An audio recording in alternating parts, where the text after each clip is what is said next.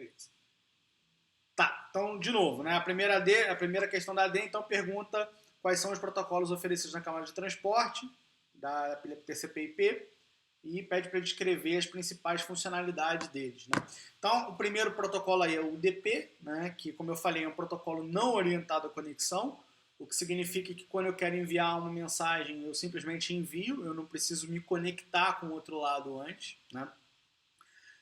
E essa não necessidade de conexão vem da simplicidade do UDP. O UDP ele não faz nada além do mínimo que um protocolo de camada de transporte precisa fazer. E qual é o mínimo que um protocolo de camada de transporte precisa fazer? Qual é o objetivo da camada de transporte?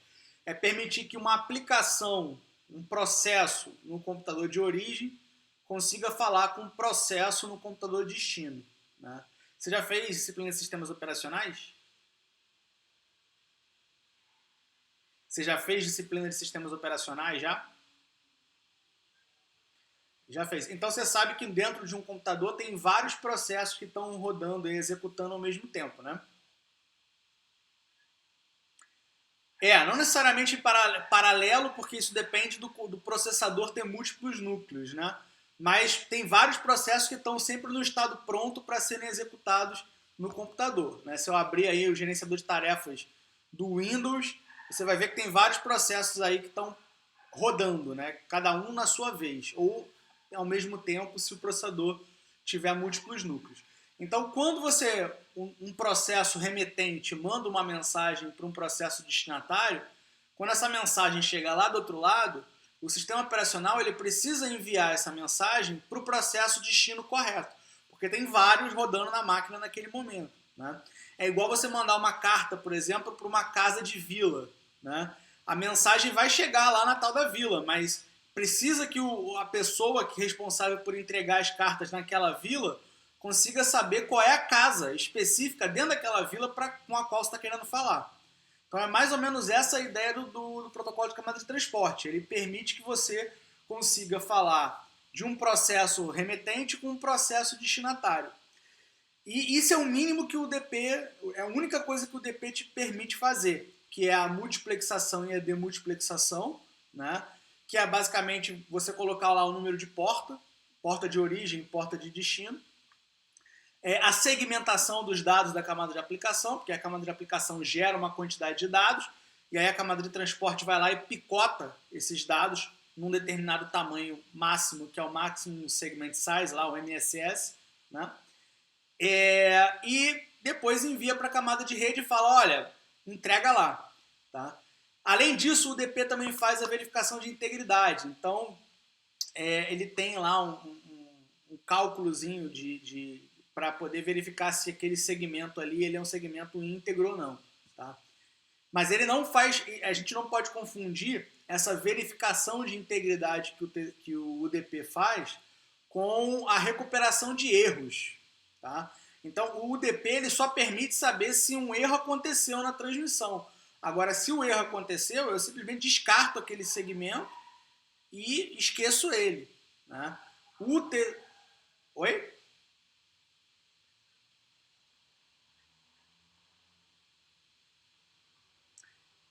Exatamente, vai depender da aplicação. Mas não faz muito sentido se aceitar um segmento que está com a verificação de integridade falhando, né? Porque você vai pegar aquele dado, a não ser que você use aquela informação só para fazer um log lá, falar, ó, recebi tantas mensagens com problema, tá? Porque de útil mesmo aquilo ali não é, porque é como se você estivesse recebendo... Tipo, o que significa isso para a aplicação? Não significa nada, entendeu? Mas o UDP ele te dá essa verificação. Só que ele não te permite recuperar esse erro. Ah, beleza, aconteceu um erro e eu não tenho mais o que fazer. Eu recebi o erro e paciência, ficou errado. Tá? Então é só isso que o UDP faz. Ele é muito simples e ele só tem a verificação de integridade, multiplexação e demultiplexação. Deixa eu permitir aqui um rapaz que está chegando. Então ele é muito simples, ele só faz a multiplexação e a demultiplexação, né? A verificação de integridade, E o resto ele manda lá para a camada de rede e fala, ó, se vira. Então, o protocolo, o DP, ele é tão confiável quanto o IP, porque ele não faz muita coisa além do IP. Tá? Agora, o outro protocolo que a gente tem é o TCP. Aí o TCP já é muito mais complexo do que o DP. O TCP, a primeira coisa é que ele é orientado à conexão. Por que o TCP é orientado à conexão? Porque ele precisa manter estado, ele precisa manter informações sobre aquela comunicação daquela origem com aquele destino. Tá? Que informações são essas? Uma informação, por exemplo, que é preciso manter é um número de sequência inicial, por exemplo. Na hora que eu vou me comunicar lá com o outro lado, eu preciso estabelecer um número de sequência inicial, tanto de A para B quanto de B para A. E essa informação ela pertence àquela conexão. Tá? E várias outras informações. O tamanho da janela de congestionamento, por exemplo, é uma outra informação que precisa ser mantida por conexão TCP. Repara que eu posso, entre o mesmo navegador web e o mesmo servidor web, eu posso abrir mais de uma conexão TCP. Cada conexão TCP dessa vai ter o seu próprio número de sequência inicial, a sua própria janela de congestionamento, tudo independente uma da outra, porque tudo isso é por conexão. Então o TCP, antes que um dado útil possa ser enviado de uma aplicação origem para a aplicação destino, ele precisa criar uma conexão TCP entre essa origem e esse destino. Essa conexão TCP ela se dá por meio do tal do three-way handshake, né, que é aquela apresentação de 3 vias que a gente vai falar. Vou falar um pouquinho mais sobre isso depois, porque tem uma questão sobre isso na AD. Tá? Então, é a primeira coisa, o TCP é um protocolo camada de transporte orientado à conexão. Eu preciso estabelecer uma conexão TCP antes de enviar qualquer informação da camada de aplicação para o outro lado. Segunda coisa, o TCP ele também tem controle de integridade, então ele também verifica se um segmento tem ou não tem um problema. Tá? Mas mais do que isso, o TCP ele se recupera de erros. Tá? Então, o UDP ele só verificava se um erro aconteceu, o TCP ele se recupera de erros. Tá? Como é que o TCP se recupera de erros? Fazendo retransmissões. Então, toda vez que ele envia um segmento, ele espera que aquele segmento seja reconhecido pelo destinatário. Então, o destinatário tem que enviar uma mensagem de volta falando, olha, recebi, tudo certinho, está tudo tranquilo, tudo firmeza. Se o destinatário não enviar essa mensagem de reconhecimento, o TCP vai falar, bom, como essa mensagem não foi enviada, né, para mim, de reconhecimento, então significa que esse pacotinho chegou com erro lá no destino, ou pode ser que ele nem tenha chegado, pode ser que ele tenha ficado perdido aí no meio do caminho, por conta lá daqueles estouros de fila dos roteadores, que são um componente do atraso lá que a gente já viu na primeira parte da disciplina. Né? Então, se o TCP perceber que ele não recebeu nem o ACK, que é a confirmação, ele vai concluir que, como eu não recebi o ACK, de duas uma, né? Na verdade, três uma. Pode ser que o pacote tenha chegado lá, mas chegado com erro, o que na rede cabeada que a gente usa normalmente é difícil de acontecer, essa falha, trocar bits de 0 para 1 ou de 1 para 0, isso é uma coisa que acontece com muito pouca probabilidade na rede cabeada, tá? Ou então o pacote que eu mandei não chegou do outro lado, ou então a confirmação que o outro lado me mandou também não chegou em mim. Então qualquer um desses casos foi um erro. Tá? Agora, esse erro ele pode ser detectado de algumas maneiras diferentes. Por exemplo, se o ACK não chegou para mim, então eu não tenho como saber se aquele pacote chegou ou não no destino. Né? Então, o que eu faço? Eu espero um tempo para ver se aquele ACK vai chegar. Né? E aí, se esse ACK não chegar dentro desse tempo, eu vou lá e retransmito o pacote, que é o tal do temporizador que o TCP usa. Né? Então, o TCP mantém esse temporizador para se recuperar de perdas de pacote que ele não recebeu nada, então ele não tem como saber se chegou ou não chegou. Ele espera um tempo, se ele não receber, ele considera que aquele pacote não chegou do outro lado ou que o ACK não voltou. Né? Então ele usa esse temporizador para poder se recuperar desse tipo de problema. Tá? Então a recuperação de erros, usando retransmissões, os ACKs e os temporizadores, né, faz parte do TCP. Mas o TCP ele vai além, né? Bom, exatamente, eu vou chegar lá. Ele vai além, né? O que acontece?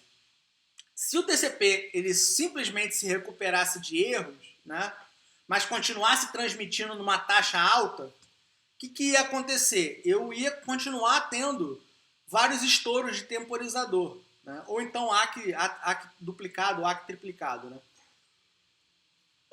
Desculpa. Então eu ia continuar tendo esse problema. Por quê? Porque esses erros, essas perdas de pacote, como a gente viu lá na primeira parte da matéria, em geral eles são causados por congestionamento na rede. Então se a rede está congestionada, não adianta nada eu ficar mandando um monte de mensagem porque ela vai continuar sendo perdida, né? Então o TCP ele vai um ponto além, que além dele se recuperar da falha, ele tenta evitar que essa falha aconteça de novo. E como é que ele evita que essa falha aconteça de novo? Fazendo um controle de congestionamento. Então ele tenta verificar como é que está o congestionamento na rede, ele tenta ter uma ideia de como é que está o congestionamento na rede e como é que ele tem essa ideia. Usando lá aqueles modos de operação do TCP, né, que é o slow start ou partida lenta, evitar congestionamento, fast recovery. Então ele tenta usar aqueles modos de funcionamento do TCP para tentar estimar como é que está o congestionamento na rede. Então ele começa enviando poucos dados e ele vai aumentando essa janela de congestionamento dele conforme os ACKs vão chegando, né? Então ele vai tentando ver como é que está o congestionamento.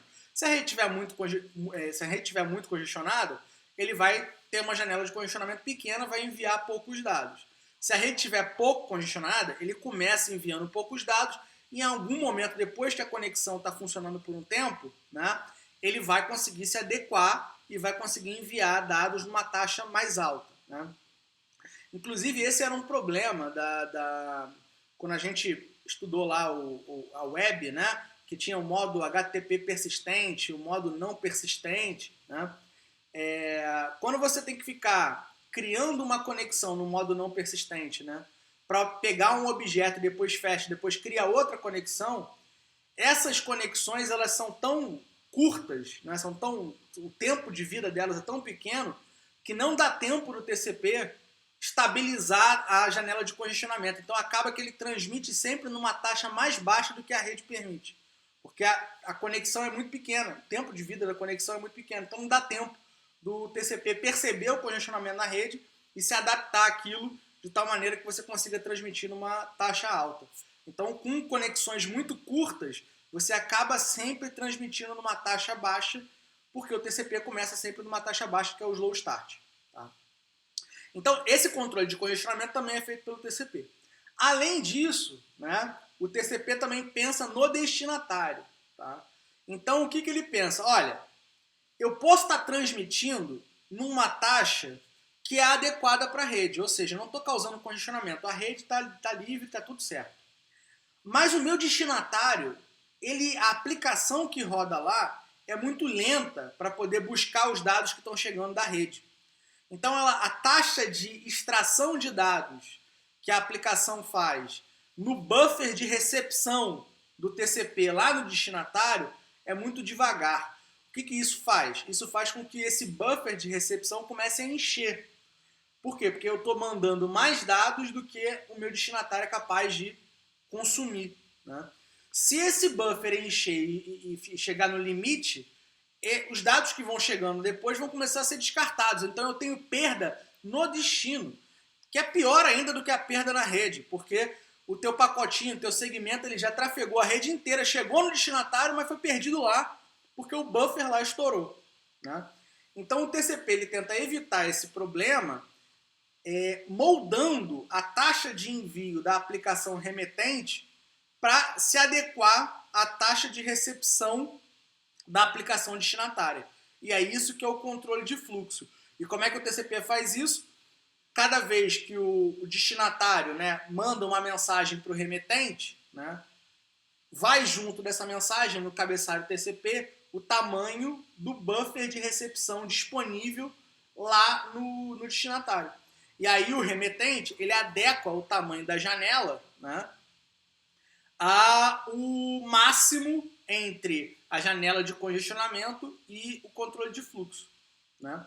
E aí ele consegue mandar numa taxa que seja tanto adequada para a rede quanto adequada para o destinatário.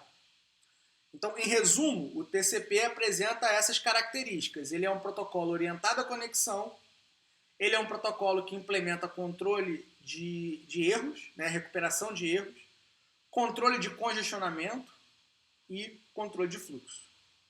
Beleza?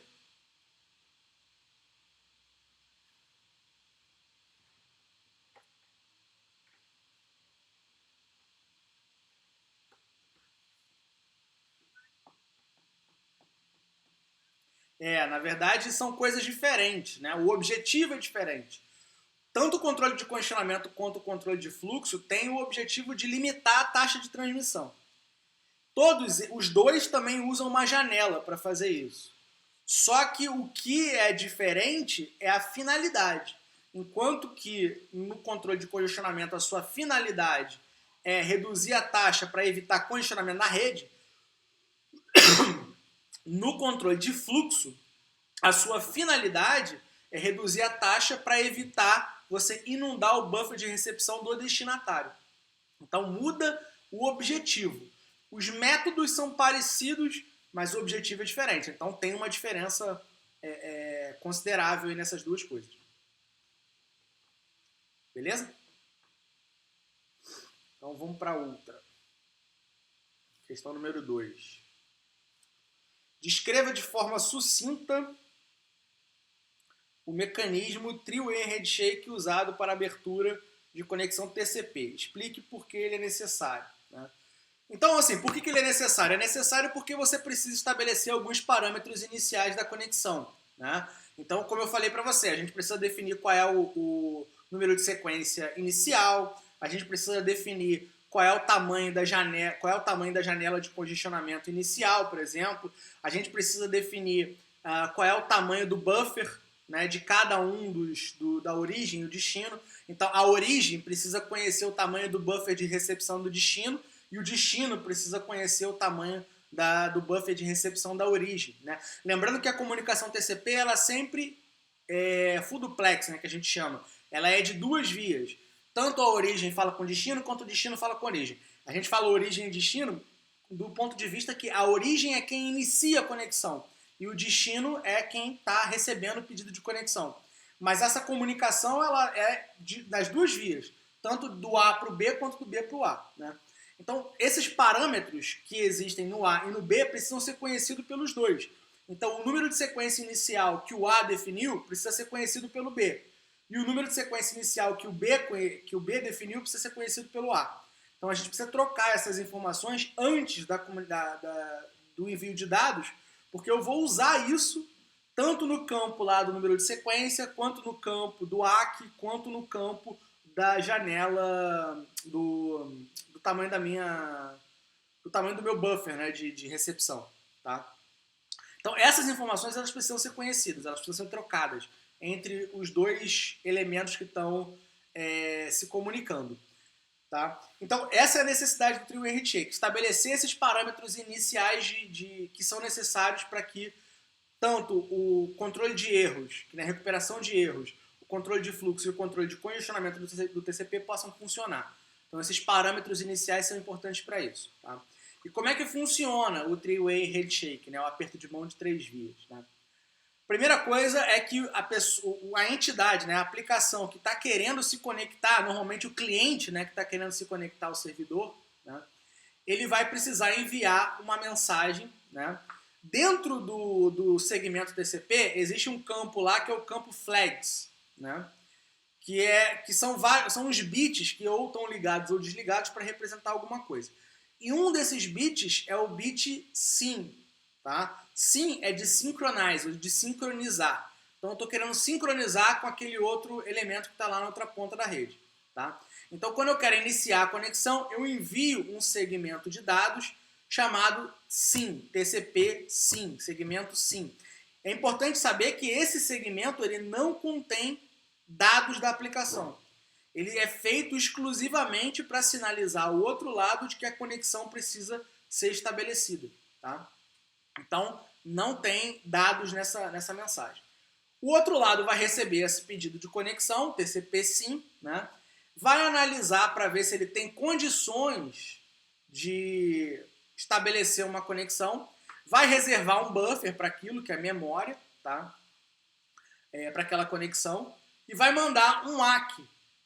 Na verdade é um SYN ACK, porque tanto a flag SYN quanto a flag ACK estão ligadas nessa mensagem que o servidor, né, vai enviar para o cliente, que é o SYN ACK. Tá? Nessa mensagem também não tem dado de aplicação, é só uma mensagem de controle. Tá? Nesse ponto, quando o cliente recebe esse SYN ACK, bem da verdade, ele já estabeleceu todos os parâmetros necessários para que a comunicação possa acontecer. Tá? Então, todos os parâmetros agora, tanto o tamanho de janela quanto o número de sequência, tudo isso já é conhecido. Então, agora, eu só preciso confirmar para o servidor que a conexão está valendo. Só que nesse ponto que eu confirmo para o servidor que a conexão está valendo, eu já posso enviar dados, tá, da camada de aplicação, porque todos os parâmetros do controle de fluxo, controle de congestionamento e etc. já estão conhecidos, já estão estabelecidos. Então, a última mensagem do Three-Way Handshake vai do cliente para o servidor e é uma mensagem, um segmento ACK, pura e simplesmente. Não é SYN ACK, é só ACK. E essa mensagem já pode conter dados de camada de aplicação. Tá? Então, em suma, em resumo, né? Primeiro, o cliente envia para o servidor uma mensagem SYN, o servidor responde para o cliente uma mensagem SYN ACK e o cliente manda para o servidor uma mensagem ACK e essa última já podendo conter dados da aplicação. Beleza? Dúvida não? Tranquilo. Então vamos lá para questão 3. Como funciona o mecanismo de partida lenta do TCP e para que ele serve? Esse nome partida lenta, ele é um nome meio esquisito, tá? Porque ele meio parece uma contradição, porque o partida lenta é o modo onde o TCP funciona, no qual a janela de congestionamento cresce mais rápido. Então é estranho você falar partida lenta num modo onde a janela está crescendo exponencialmente. É o ponto onde a janela cresce mais rápido é na partida lenta. Tá? Mas esse nome partida lenta, o objetivo dele, o que ele significa, é que o TCP vai começar sempre com uma taxa de transmissão baixa. Então ele começa lentamente, enviando pouco. É isso que esse nome partida lenta quer dizer. Tá? Então eu começo na partida lenta sempre com a minha janela de congestionamento valendo 1 MSS. E o MSS é o tamanho máximo de um segmento. Tá? Ou seja, eu estou enviando um segmento só, na prática. Tá?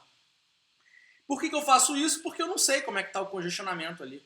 Eu não tenho ideia de como é que está esse congestionamento. Tá? Então eu começo enviando a um MSS, tá? Ou seja, um segmento de cada vez. Então eu posso ter no máximo um segmento sem ser reconhecido no início da partida lenta do TCP. Tá? E essa partida lenta, ela funciona, ela vai se dar, né, até o ponto aonde ela vai continuar acontecendo até que o tamanho da minha janela de congestionamento atinja o limiar. Um limiar que é um parâmetro também, tá? Que é definido também no início da conexão. O limiar inicial. Né? Então, a partida lenta ela começa com um envio de um segmento sem poder reconhecer, sem reconhecimento, né? E ela continua, né, até que ou eu tenho uma perda, um evento de perda, e aí a partida lenta começa de novo, com a janela de congestionamento valendo 1 MSS, né? Ou quando a minha janela de congestionamento atinge o limiar. Quando atinge o limiar, aí eu entro no outro modo, que é o de evitar o congestionamento. Tá? Então, como é que a minha janela de congestionamento aumenta dentro do partida lenta? Toda vez que eu recebo um ACK, e esse ACK não é um ACK duplicado, é um ACK novo, né, para um segmento novo, né, eu vou aumentar a minha janela de congestionamento em 1 MSS. Tá? Isso significa que quando eu envio meu primeiro segmento, que a minha janela é 1, né, e eu recebo um ACK para esse segmento, a janela passa a valer 2. Aí eu envio 2 segmentos, recebo 2 ACKs. Como eu aumento em 1 MSS por ACK, a minha janela de congestionamento passa a valer 4. Então a minha janela de congestionamento dobra, tá? Ela vai dobrando, ou seja, ela cresce exponencialmente. Tá? Por isso que eu falei que é o ponto onde a janela cresce mais rápido. É nesse ponto aí. Tá? E a partida lenta ela termina no limiar, porque o limiar no TCP ele significa um ponto aonde está mais próximo de acontecer um congestionamento. Então o limiar é, olha, até aqui estava safo, tá? Mas a partir daqui você está pisando em ovos para gerar um congestionamento. Então é melhor você crescer a sua janela de congestionamento de uma forma mais lenta, que é o que acontece no modo de evitar congestionamento, congestion avoidance, né? Nesse modo, a janela de congestionamento cresce linearmente, não exponencialmente.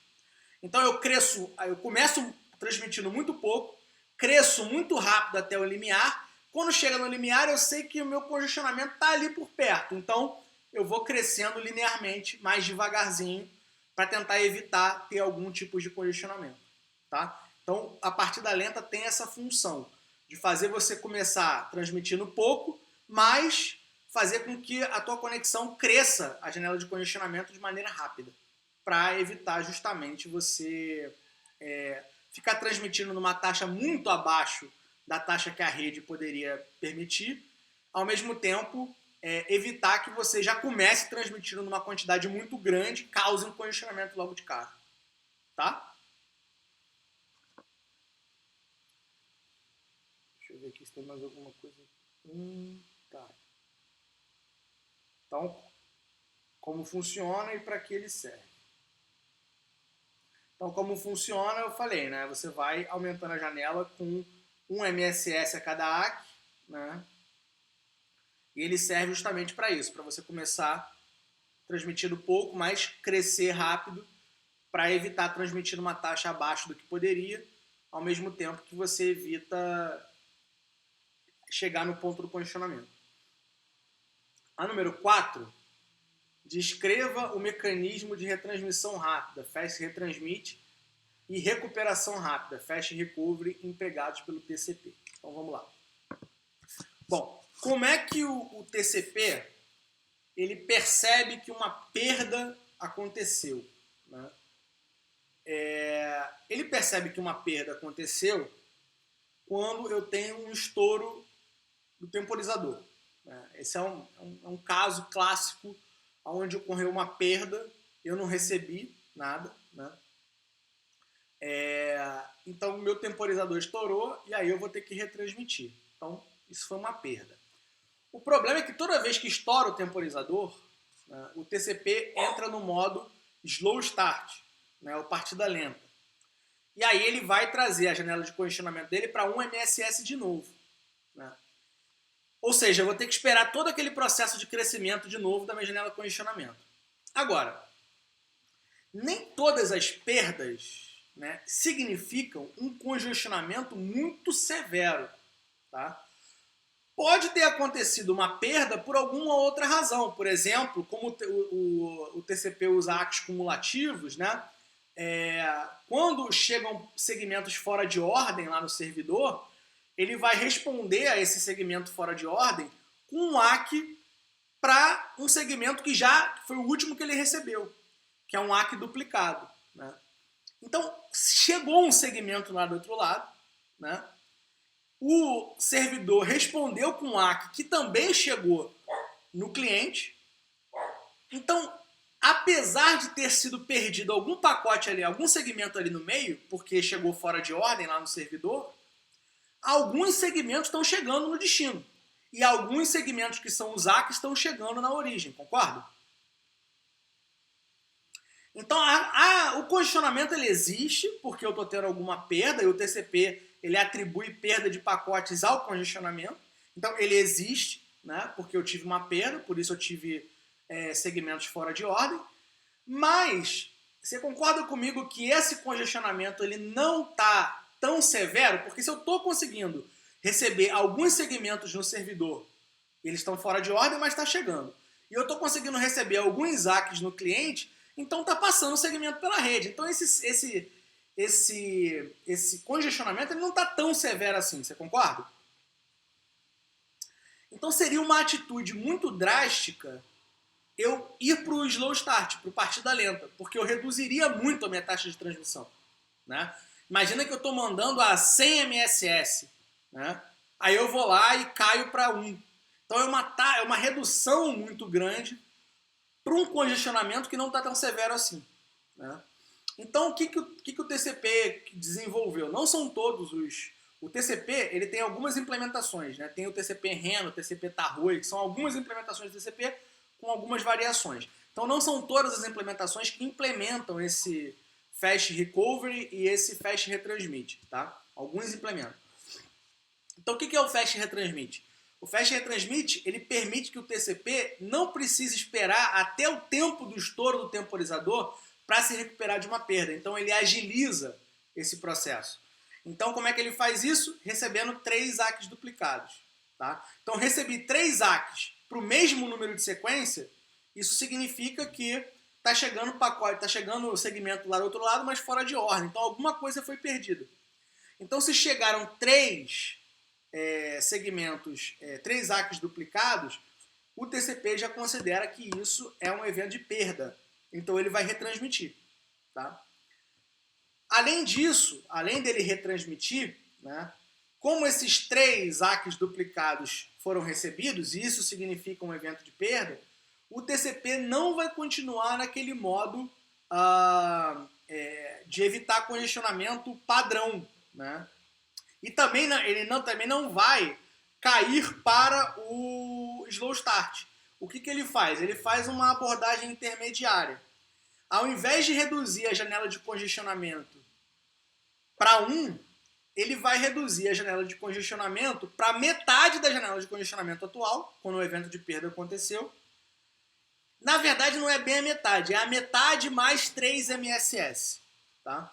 Então ele vai reduzir pela metade, aproximadamente, a janela de congestionamento. Também vai reduzir pela metade o limiar. Tá? E o modo de crescimento da janela de congestionamento vai ser o do evitar congestionamento, do congestion avoidance. Ou seja, eu vou aumentando a minha janela de congestionamento, né, toda vez que eu tenho um segmento que foi corretamente recebido. Tá? Então ele vai aumentando essa... Daqui a pouco eu vou colocar um esqueminha desses modos do TCP na tela. Tá? Então o que é o Fast Retransmit, em resumo? Né? É quando você recebe 3 ACKs duplicados ou 3 ACKs para o mesmo número de sequência, e aí você pode retransmitir sem precisar esperar o estouro do temporizador, ou seja, você agiliza o processo. Tá? E o que é o Fast Recovery? Ele é um modo do TCP que permite que você não caia a tua janela de congestionamento para 1 MSS, né?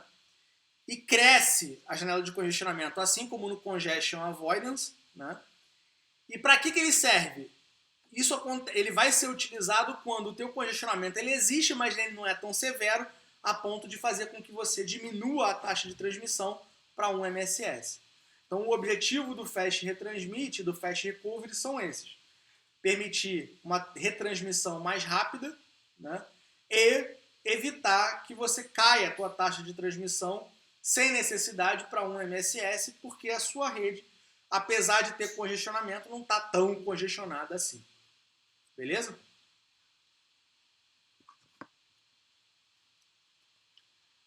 Então vamos para a questão número 5. Bom, a questão número 5 é o seguinte. É um gráfico, tá, do funcionamento do TCP. Existem algumas questões que podem ser cobradas que têm esse mesmo gráfico. Tá?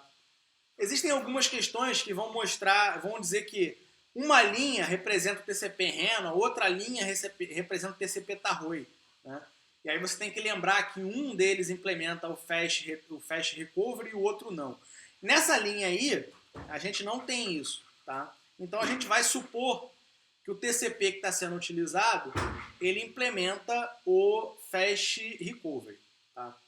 Então, como é que você vai analisar um gráfico desse? Tem os macetes para você analisar que são muito fáceis, né? Primeira coisa, toda vez que você olhar para o gráfico e você ver, né, um crescimento, uma curva exponencial, né, você consegue entender, né, o que é uma curva exponencial? Toda vez que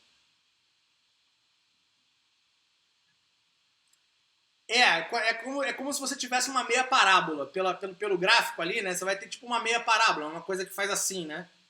Ele faz uma curva meio assim, né? Não é exatamente uma meia parábola, mas parece, né? Ele faz uma curva assim. Então toda vez que você olhar esse tipo de curva, né, no gráfico, você pode já direto dizer que do ponto tal onde essa curva começa até o ponto onde ela termina, a gente está no modo slow start. Por quê? Porque o slow start cresce a janela de congestionamento exponencialmente. Então isso aí, esse gráfico ele representa o crescimento da janela, quer dizer, a variação da janela de congestionamento, ele representa a variação da janela de congestionamento ao longo do tempo. Tá? Então se essa variação está exponencial, só pode significar que o TCP está em slow start. Então se a gente olhar para o gráfico, a gente vai ver que... Peraí, tem alguém me perturbando aqui no telefone. Pronto. Então, se a gente olhar aqui no slow start, né, a gente vai no gráfico, a gente vai ver que do intervalo 1, no intervalo do tempo 1, da rodada 1, né, até a rodada 6, né, a gente tem um crescimento exponencial. Tá? Pessoa insistente. A gente tem um crescimento exponencial. Tá? Aí, o que vai acontecer? Então, você já pode botar, ó, do intervalo do tempo 1 até o tempo 6, da rodada 1 até a rodada 6, slow start, crescimento exponencial. Tá? Aí, quando chegou lá em cima, né, depois do ponto do tempo 6 ali, dá para ver que a gente tem uma reta. Né?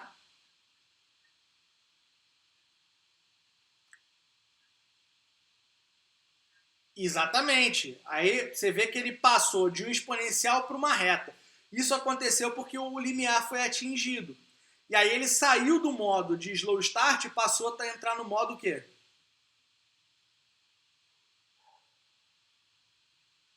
Prevenção de congestionamento. Isso aí. Então agora ele está no modo de prevenção de congestionamento. E aí ele cresce linearmente, que é essa reta. Tá? Então eu estou olhando, está linear. Está linear. Você não pode dizer direto, tá, que ele está no modo de prevenção de congestionamento. Se bem que aqui nessa questão aqui ele colocou que está no modo de prevenção de congestionamento quando está linear. Né? Porque, vamos ver ali mais para frente, mas tudo bem. Nesse caso aqui está linear e está no modo de prevenção de congestionamento. Então do tempo 6, né, até o tempo 10, eu estou na rodada 6 até a rodada 10, então eu estou no modo de prevenção de congestionamento. Tá? Aí você olha e tem uma queda absurda da janela de congestionamento para 1. Né?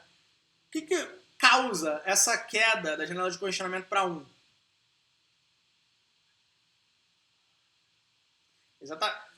Isso. Eu voltei para o slow start. Né? Quando eu volto para o slow start, eu volto por quê?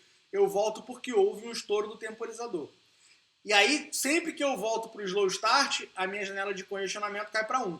Então, quando eu estou vendo a minha janela cair para 1 aí, significa que houve um evento de perda, um estouro do temporizador, e aí eu caí e voltei para o meu modo de slow start, né, ou partida lenta. Né?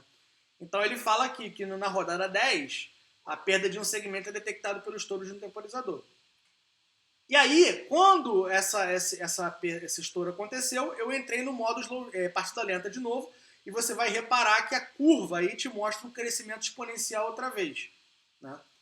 Esse intervalo que tem um crescimento exponencial é o intervalo onde a partida lenta está funcionando, que vai da rodada 11 até a rodada 15, né? Que é a minha curvinha lá exponencial. E aí, de novo, eu cheguei num ponto onde começou a ficar linear de novo. Ficou linear porque eu atingi o quê? O limiar. Né? E repara que o limiar agora, ele está a metade do limiar que estava quando eu tive um evento de perda. Né? Porque quando você tem um evento de perda e vai para o slow start, o teu limiar cai pela metade. Tá? Então, eu atingi o limiar, então vou começar o modo de prevenção de congestionamento, que vai do tempo 15, da rodada 15 até a rodada 18. Né? Então, eu estou em prevenção de congestionamento. E aí aconteceu uma coisa que fez a minha janela cair, mas ela não caiu para 1. Ela caiu para um valor maior do que 1. O que aconteceu aqui? 3 ACs, exatamente, 3 ACs duplicados. A minha janela de congestionamento vai cair pela metade, o limiar também cai pela metade. Você vai ver que não é exatamente a metade, é a metade mais 3 MSS, tá? E aí o que acontece quando ela cai pela metade? Ela, além de cair pela metade, né? Ela entra no modo de prevenção de congestionamento. Que, na verdade é o tal do fast recovery, né? Mas ela está funcionando, o crescimento da janela, ela cresce como no modo de prevenção de congestionamento. Então no tempo 18 houve um evento de perda de 3 ACs duplicados, e do ponto 19, da rodada 19 até a rodada 23, né? Da 19 até a 23 a gente tem o modo de funcionamento que é a prevenção de congestionamento. Tá? Causada pelo Fast Recovery. Né? Porque esse cara implementa o Fast Recovery. Em algumas implementações do TCP, como eu falei para você, não tem o Fast Recovery. Aí, se isso não existisse, né? Se não tivesse nem o Fast Retransmit, nem o Fast Recovery, não teria esse caso do evento de perda por 3 ACs duplicados. Então, eu teria que esperar o estouro do temporizador, e aí depois que o temporizador estourasse, ia cair de novo para a janela para 1, e eu ia ter que iniciar de novo o slow start, ou partida lenta. Beleza? Então tá. Esse gráfico aqui, tá? Quando eu fiz graduação, eu fiz a disciplina de redes com o professor que dá aula para você, que é o professor do CEDERJ, né? O professor de redes do CEDERJ. Foi o meu mesmo professor. Ele adorava colocar esse gráfico aqui na prova. Tá? Então é uma questão que tem boa probabilidade de cair na prova. Tá?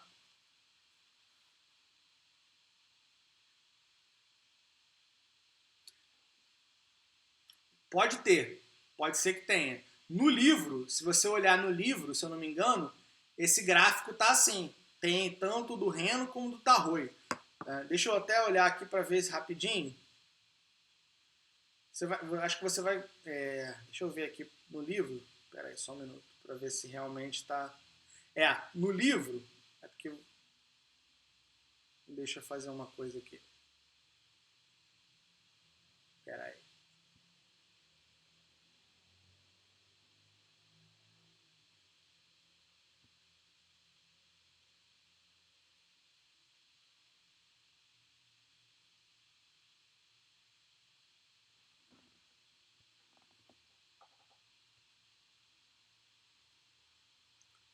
Eu vou compartilhar minha tela.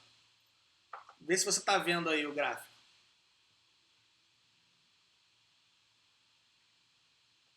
Tá conseguindo ver? Tá, então esse é o gráfico que está no livro, né?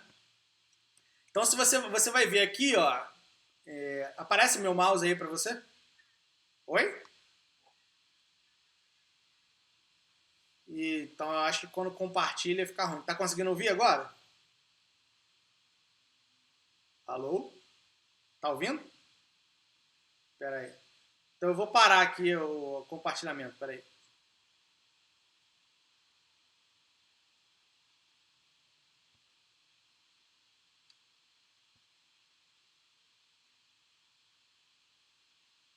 Melhorou o áudio? Espera aí.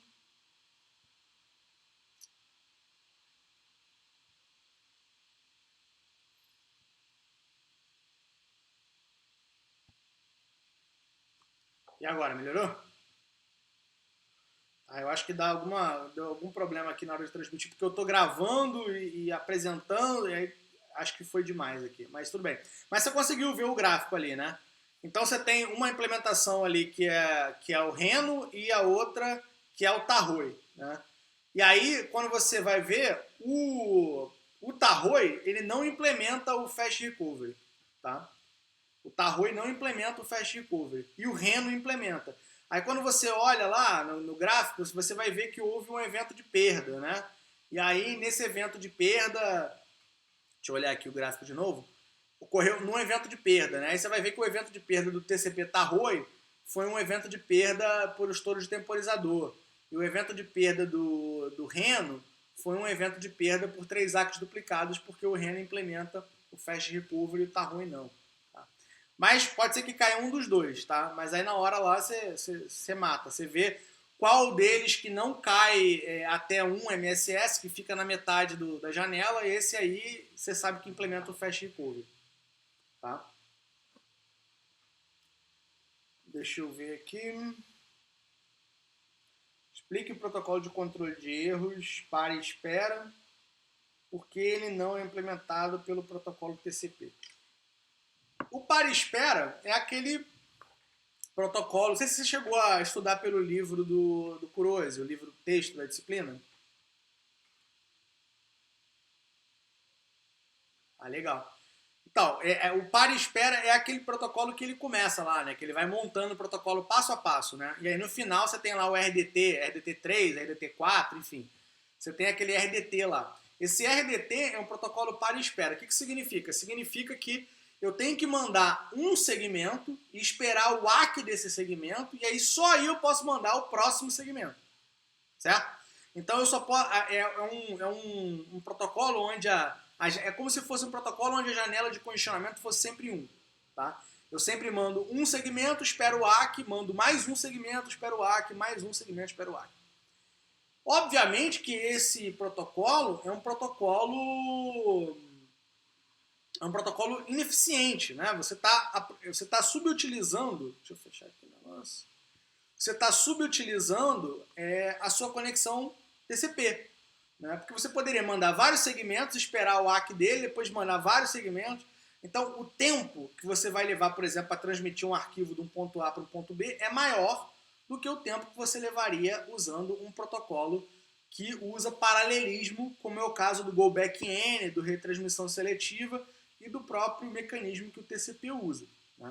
Então, o protocolo para espera ele é extremamente ineficiente, porque ele sempre envia um segmento e espera o ACK. Se o ACK não chegar, ele vai ficar aguardando até o ACK chegar, ou vai retransmitir até que o ACK chegue, para só aí ele poder mandar mais um segmento. Então, é um protocolo bastante ineficiente. Beleza? Aí depois ele fala para explicar os protocolos de controle de erro, Go Back N e retransmissão seletiva. Tá?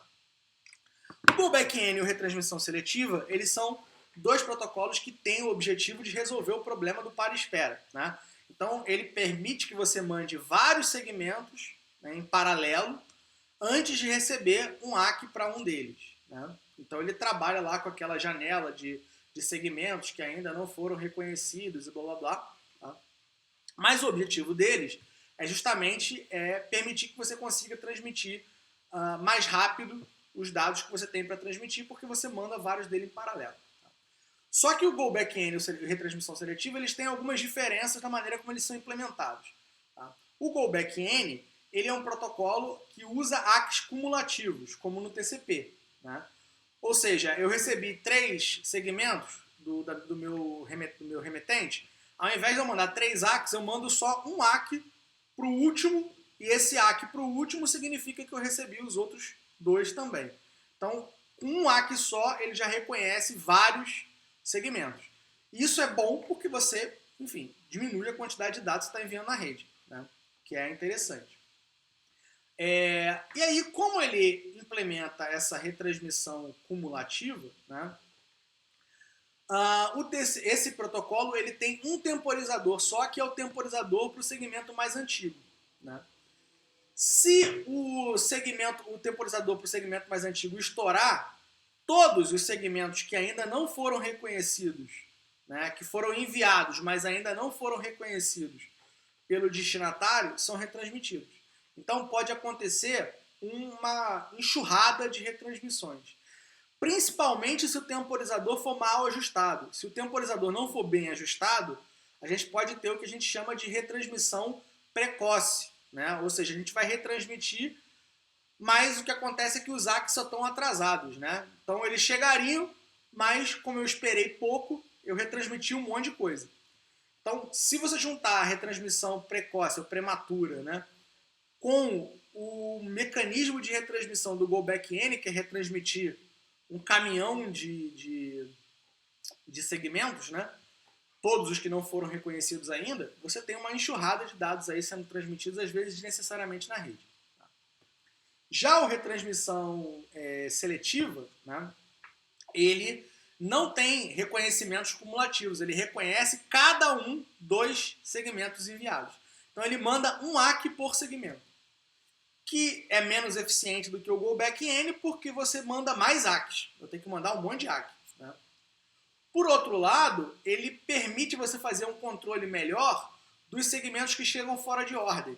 Tá? Então ele pode ali trabalhar com segmentos fora de ordem, porque ele recebeu um segmento, ele vai e manda o ACK para aquele segmento, coloca aquele segmento num buffer, se tiver fora de ordem, ele espera chegar os outros na ordem para poder mandar para a aplicação.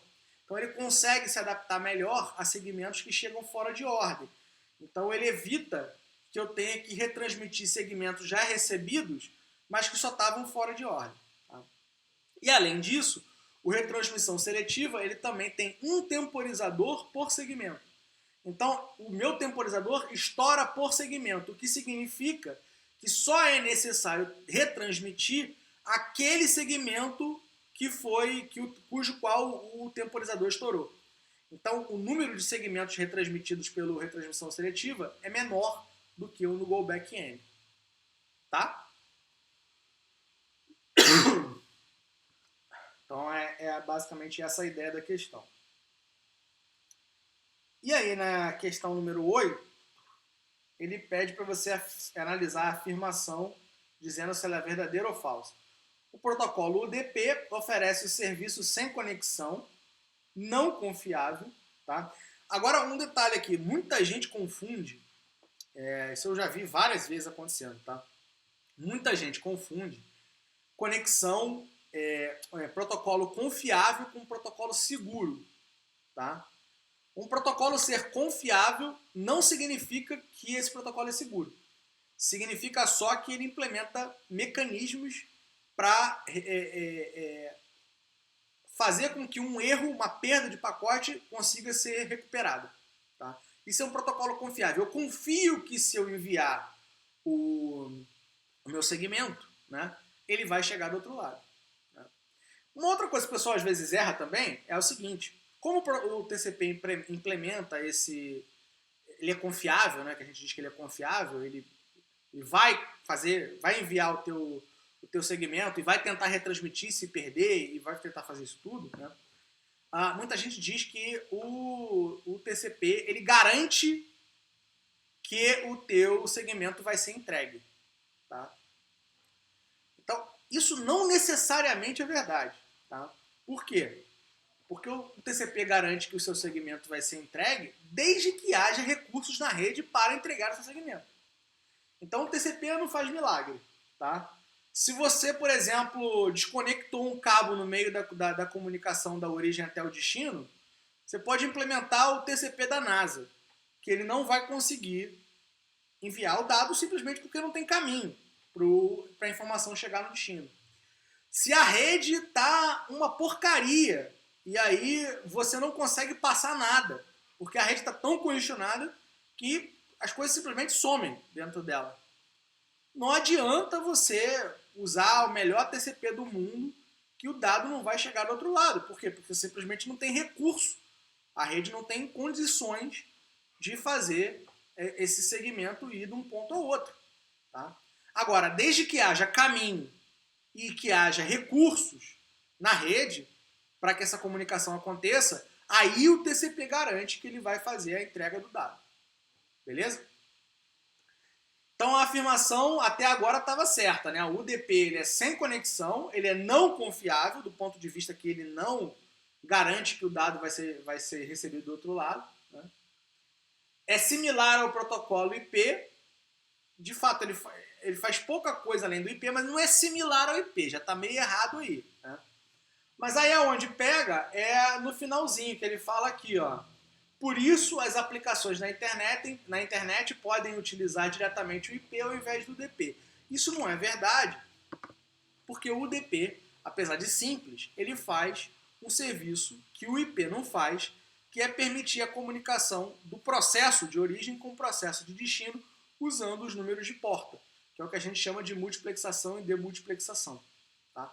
Então, esse serviço é um serviço que o UDP faz, o TCP não faz, o IP não faz, e que é um serviço necessário. Né? Então, para que eu consiga mandar, isso é uma coisa importante também, nem todas as mensagens que você envia na rede são de uma aplicação origem para uma aplicação destino. Tem mensagens que são trocadas que elas não foram enviadas para uma aplicação. Por exemplo, uma mensagem que a gente diz de um protocolo de roteamento. Essa mensagem ela tem o objetivo só de ser compartilhada, de ser enviada e recebida por roteadores. Então não tem uma aplicação envolvida aí. E aí, nesse caso, não tem o protocolo de camada de transporte. Mas para o nosso curso, para o curso de rede Zoom, a gente está considerando só mensagens vindas da camada de aplicação. E aí, nesse caso, eu preciso ter obrigatoriamente um cabeçalho ou do UDP ou do TCP, ou seja, do protocolo de camada de transporte, para permitir que um processo de uma aplicação na origem fale com um processo de uma aplicação no destino. Tá? Então, eu não posso trocar o UDP pelo IP simplesmente, porque eu ainda preciso do serviço de multiplexação e demultiplexação oferecido pelo UDP. Show? Então essa questão é falsa. Beleza? E aí, finalmente, a questão última aí, que é a número 9, né? Que ela vai falar sobre os números de sequência e os números do ACK e o tamanho da minha janela, né? Da minha janela de recepção lá do meu destinatário. Né? Então ela fala aí, bom, que eu tenho duas entidades se comunicando, né, como entidade A e entidade B, né, elas estão falando uma com a outra. Ele fala que no início foi iniciada uma conexão TCP, né, e aí nessa conexão TCP, nesse three-way handshake, foi definido que o host A, né, ele vai utilizar nas mensagens de A para B, né, o número de sequência inicial 3000, e nas mensagens de B para A vai ser utilizado o número de sequência inicial 5000. Tá? Antigamente, esses números de sequência começavam com 1. Então era 1 do outro lado também, e assim ia. Mas depois o pessoal começou a fazer uns ataques, né, ataque de rede, né, onde eles conseguiam roubar conexões TCP, sequestrar conexões TCP. Então, em geral, o que o pessoal começou a fazer era iniciar essa conexão TCP com um número de sequência inicial aleatório, para evitar que os números de sequência fossem previsíveis. Tá? Por isso que agora a gente usa números de sequência aleatórios no início da conexão, não mais um, simplesmente. Então, eu tenho das mensagens de A para B, número de sequência 3000, começando no 3000, e de B para A, começando no 5000. Aí ele começa a te dar uma sequência de dados aí, né? Então ele fala, após o estabelecimento da conexão, foram enviados os segmentos abaixo, né?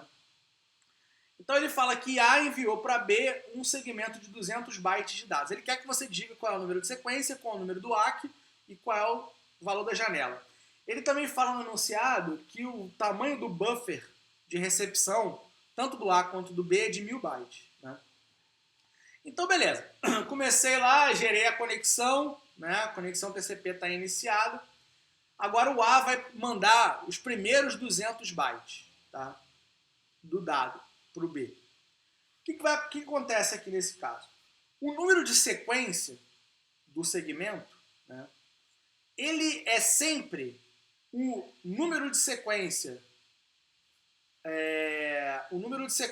anterior acrescido ao número de bytes do segmento que você está enviando. Tá? Só que nesse primeiro caso aqui, eu ainda não enviei nada. É o meu primeiro segmento que eu estou enviando. Então eu ainda não enviei nada. Então o que vai acontecer? Como eu não enviei nada, eu ainda não tenho o número de bytes que eu enviei. Tá? Então o que ele vai fazer? Ele vai pegar o número de sequência inicial e vai somar mais um, e esse vai ser o número de sequência do primeiro segmento enviado. Tá? Então, por exemplo, estou enviando um segmento de A para B com 200 bytes. A gente definiu na conexão que o número de sequência inicial de A para B é 3.000. Né? Então, o número de sequência desse primeiro segmento vai ser 3.001, porque é o primeiro. Eu ainda não mandei nenhum outro segmento. Tá? Então, o número de sequência é 3.001. Da mesma maneira, né, eu estou esperando o B, né, me enviar o primeiro segmento dele, que ele não me enviou nada ainda. Então, qual é o número do ACK? É sempre o próximo que eu estou esperando, né? O número de sequência do próximo segmento que eu espero receber. Então, qual é o número de sequência do próximo segmento que eu espero receber? É o número de sequência do primeiro segmento que o B vai me mandar. Então, que número de sequência é esse? É o número de sequência inicial do B acrescido de 1. Né? Então, o número de sequência inicial mais 1.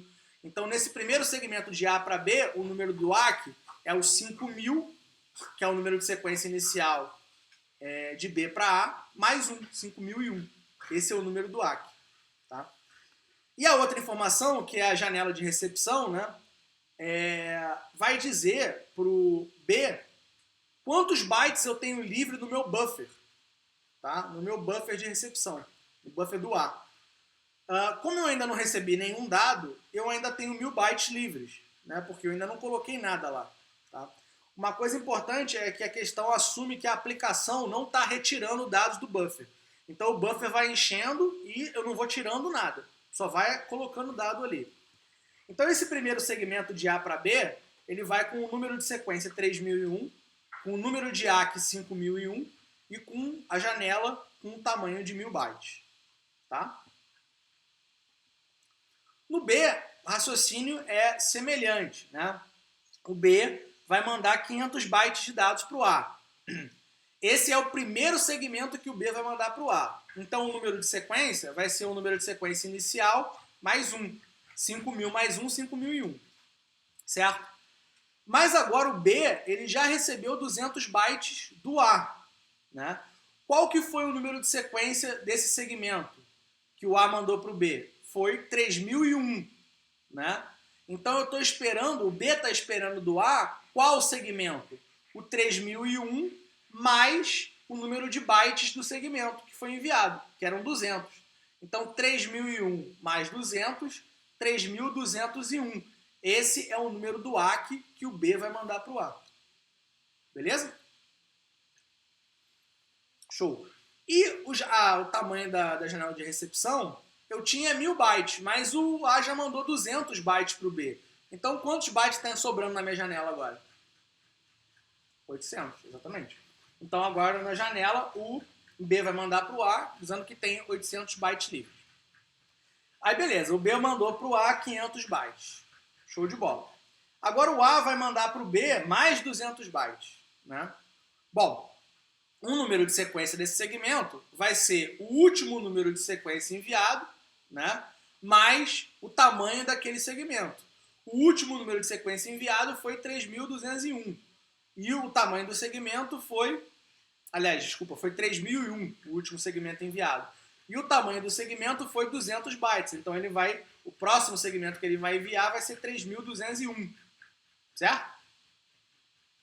O ACK vai ser o último, o número de sequência do último segmento recebido, enviado de B para A, né, mais o tamanho dele, porque é o próximo segmento que eu espero receber. Né, que vai ser que número? 5.501. Lembra que tem esse 1 aí. 5.501, exatamente. E o tamanho da janela, né? Agora o A já recebeu quantos bytes de B? 500, né? Então quanto tem na janela agora? 500. Então na janela vai 500 bytes livres, né? Então esse segmento vai para B. Aí o B agora vai enviar para A um segmento de 400 bytes. Qual é o número de sequência?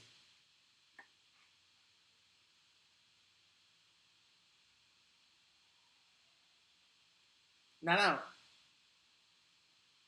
Não, esse é o de B para A, né? O número de sequência inicial de B é 5.000, né? 5.501, só aí. Então ele vai enviar 5.501, né? Número de sequência. O número do AC. 3.401, porque é o anterior mais o tamanho do segmento. Que é o próximo que eu quero. Né? Não é o segmento anterior, é o próximo que eu quero. E o próximo, o número de sequência do próximo vai ser o número de sequência mais o tamanho do segmento. Então vai ser 3.401. E a janela?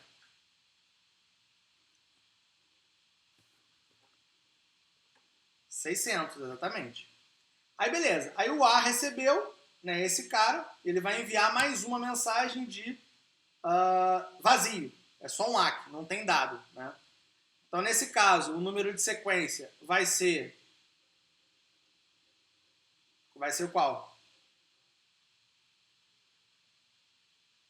3.401, que foi o último número de sequência reconhecido, né? Lembra? O B mandou para o A um ACK de 3.401, então é o 3.401 que eu tenho que mandar agora. Né? Beleza? E o ACK, o número do ACK, vai ser o quê? Vai ser o próximo que o A espera de B. O último que B mandou foi com o número de sequência 5.501. Né? E ele mandou isso com quantos bytes? 400, né? De B para A. Então agora o próximo vai ser 5.901, certo? Então o ACK vai ser de 5.901. E a janela, né, vai ser de quantos? Sobraram quantos aí?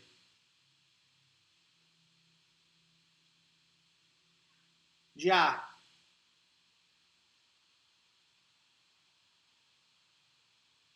100, né? Isso. Então ele vai mandar 100 na janela. E aí é isso. Dúvidas?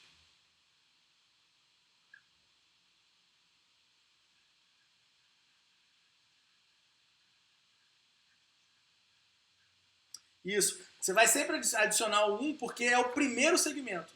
Porque o número de sequência ele é sempre calculado como? Com o número de sequência do segmento anterior mais o número de bytes que foi enviado no segmento anterior. Só que no primeiro segmento não tem segmento anterior. Então o número de sequência vai ser formado pelo quê? Pelo número de sequência inicial mais 1. Beleza? Então, mais alguma dúvida? Tá tranquilo? Então, beleza, eu vou encerrar então por aqui. Tá bom? Bom final de semana aí pra você e boa PX aí. Qualquer coisa é só mandar lá na plataforma. Valeu, um abração aí. Tchau, tchau.